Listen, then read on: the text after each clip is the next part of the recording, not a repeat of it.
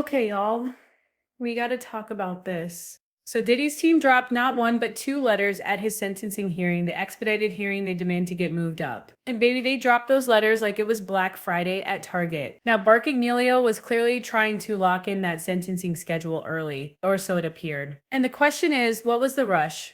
What's the emergency mark, right? Is Diddy trying to preheat the oven before the judge even picks the temperature? Now listen, there's a couple of reasons for that. There was a letter dated July 8th, 2025, and it was submitted to the judge and outlines that what both sides have agreed to in terms of timeline. Mark said, Your Honor, the parties have met and conferred and agreed to the following schedules for sentencing: post-verdict motions and submissions of offense conduct to the probation office. But here's the part that made my legal spidey sense tingle. Gina, the defense proposes that the probation office provide the parties with a pre-sentence investigation report or a PSR on or before August 29th, Present, 2025. and no longer That's over has a month voice who before will the pursue sentencing hearing justice for her scheduled on accusation. October. Now, if you guys don't remember, As the of the night before taken they against asked for Diddy, something on September no expansion of the 22nd, investigation, then they moved it back no to the isolation original orders, date of October no 3rd. equipment Now, access, okay, and no they suspension wanted of that. attorney Now, that's not communication. normal. It's not normal urgency. That's the we need time to spin this PSR like a DJ Khaled remix urgency. See, here's the thing. There's a strategy behind the sprint, much like Mark Agnello ran to the finish line when it came to Diddy's trial. Do y'all remember that when it came to Diddy's trial, Mark was literally gangbanging and the court docket rushing because he wanted to speed it up. Again, when the facts aren't with you, the one thing that really helps is if you speed things up.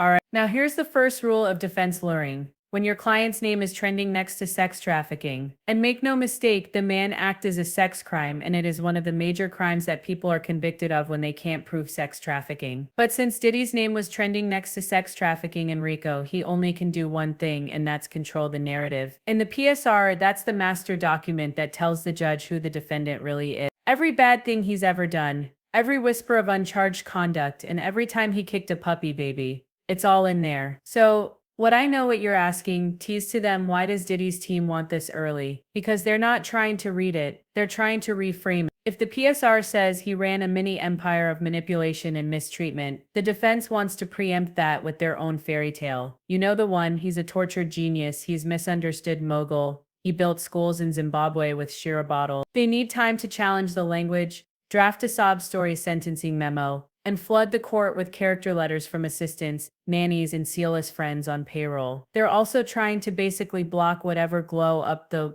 government is. But so here's the thing, the government was mad they lost, and they should be. That loss was humiliating. But it also just showed that the jury was idiots. That's my opinion, people. It's my opinion. But let's go back to that letter and keep reading. Jaina, the government's objections to the PSR be filed on or before September 12th. Probation Office discloses their final PSR on September 18th. That gives the government, the prosecution, only 6 days to see the defense's edits and respond before the final version is locked in. This, much like the whole trial, is a procedural trap. The defense is trying to cut the feds off before they can insert more damaging facts like alleged witness tampering, obstruction, those guns would have filed off serial numbers, or an ongoing investigation. Because remember, the final PSR locks in the tone. If the defense wins the narrative war, then the judge will read it before ever touching the prosecution's memo. Now get this, and it has to be said, and this is some good news. Diddy's team is spooked, and for good reason.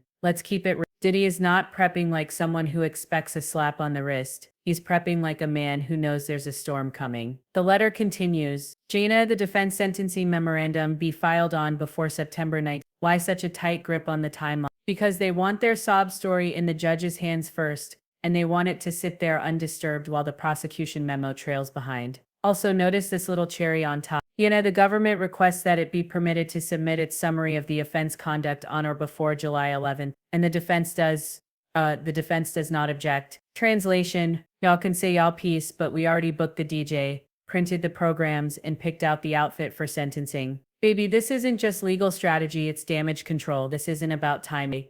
It's about containing the fallout before other victims come forward, before more evidence gets unsealed, and before the media turns the sentencing hearing into part 2 of the trial. And let's not forget a PSR presentencing report isn't just about prison time. It affects sentencing enhancement. Yes, those still apply, restitution and financial penalties. Can somebody say forfeit eligibility for appeal and reputation in other pending investigations? Hello, California and New York State Pro. Now, we don't know if those are happening, but I'm just saying they're Diddy's people.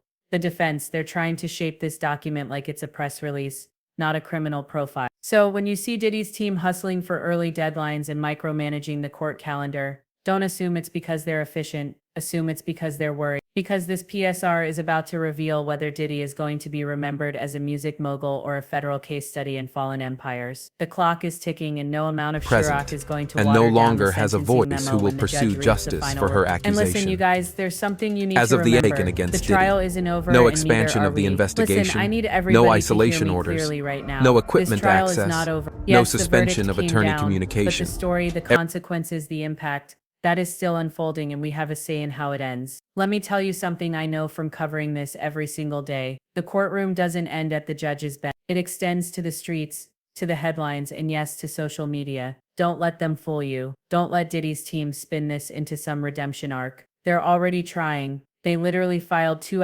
letters in less than 24 hours. They're pushing for early sentencing documents. They want the PSR in their hands now so they can scrub it, twist it, dress it up in Chirac and crocodile tears and sell it back to the public like it's the truth. And why? Because they know the narrative is still in play. They know people are watching. They know you are watching. And anybody in the comments saying move on, it's over. They're trolls. They're being disingenuous. They know it's not over. They just want us to be over it. And make no mistake, the system is watching us too. Judges, prosecutors, even those jurors, they're human. They read the comments. They feel the outrage. They feel the pressure. And sometimes that's the only thing that keeps a door from quietly closing behind corruption. Because let's not forget, a juror was allegedly discussing this case before deliberation even began, and they were discussing it with each other. They may have disobeyed the judge's orders, and when that verdict came down, it didn't sound like justice. It sounded like a vibe, like a decision made from feeling, not fact, emotion,